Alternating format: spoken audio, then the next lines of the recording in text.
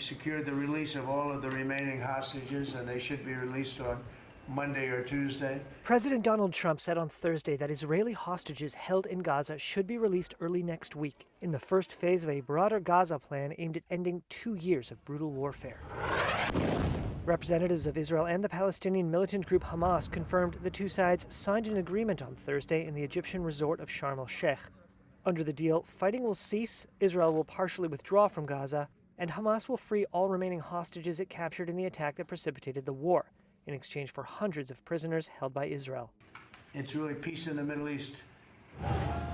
It was just over 2 years ago that Hamas fighters rampaged through southern Israeli communities, killing 1,200 and taking about 250 captives back to Gaza, according to Israeli tallies.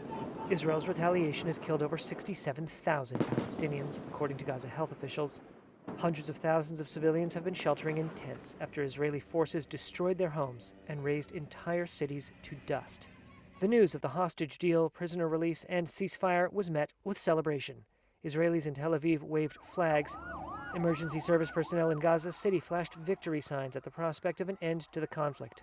Fleets of trucks carrying food and medical aid would be allowed to surge into Gaza after months of famine and starvation.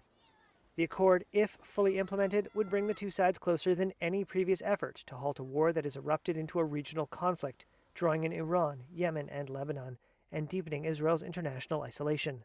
But that isolation may have played a role in why Prime Minister Benjamin Netanyahu ultimately accepted Trump's terms.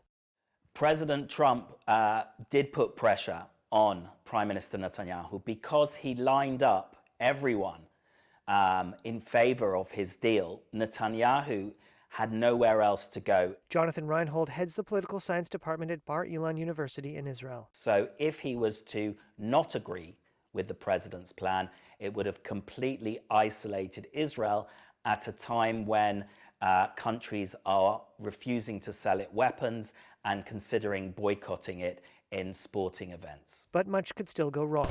Even after the deal was signed, a Palestinian source said the list of Palestinians to be released by Israel had yet to be finalized.